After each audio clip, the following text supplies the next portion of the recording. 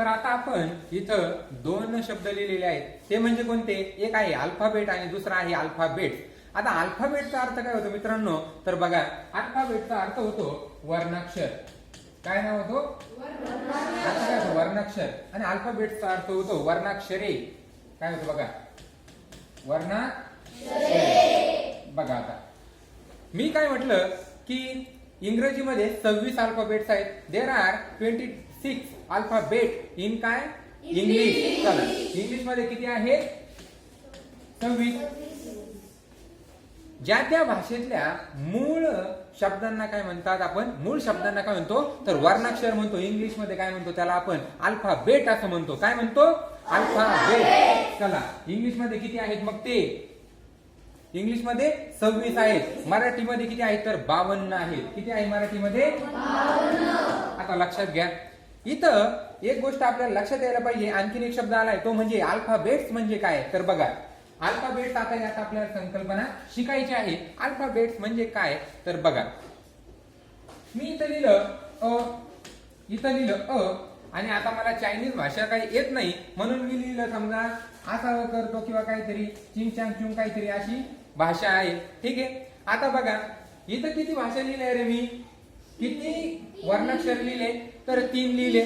चला, मी आणखीन काय करतो, इथं ब, त्याच्यानंतर असा इकडून समजा वैदिक काळातला किंवा हडप्पाकालीन काय आहे ही लिपी आहे समजा, आणि याच्यानंतर मी लिहिलं जी.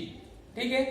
त्याच्यानंतर आणखीन एखादी भाषा आहे आणि ती काय केली मी समजा अशी काहीतरी भाषा आहे, वेगळी आहे. आता लक्षात घ्या, मी इथं समजा आणि तिसरं एक उदाहरण लिहितो, ते म्हणजे ABC.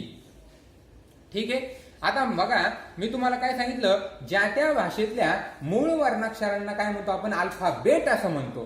ते कितीही आले, एकाच भाषेचे कितीही शब्द मूळ वर्णाक्षर आली तरी त्याला आपण अल्फाबेटच म्हणतो. काय म्हणतो?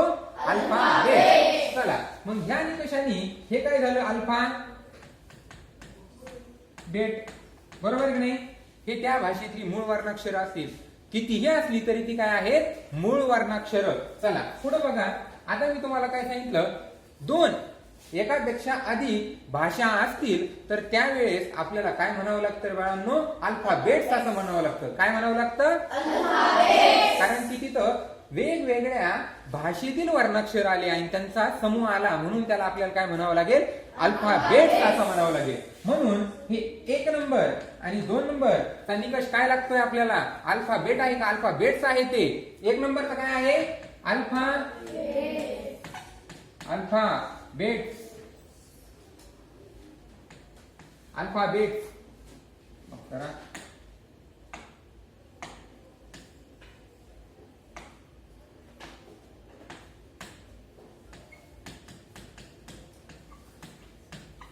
हे काय आहे? अल्फाबेट. आणि सेकंडचा सुद्धा काय येईल? अल्फाबेट. चला, समजलं?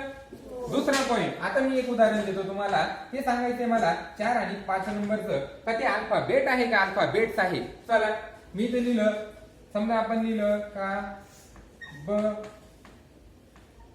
ह ड, आणि इथं लिहिलं मी समजा अ ए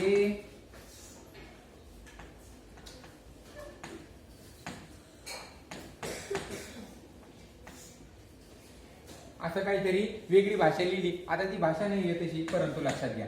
आता मला सांगा, हे काय येईल रे? अल्फाबेट येईल का अल्फाबेट्स येईल? हे काय येईल? अल्फाबेट. काय येईल रे? अल्फाबेट. चला, कारण की एकाच भाषेतली काय आहे ती मूळ वर्णाक्षर आलेली आहेत. समजलं? चला, आता ही काय आली? तर अल्फाबेट अशी आली. चला, आता याच्या खाली काय आले? वेगवेगळ्या भाषांचा काय आलाय? वर्णाक्षरांचा समूह आलाय. त्याच्यामुळे हे काय होणार आता? अल्फाबेट. चला, समजलं? ठीक आहे, लक्षात घ्या.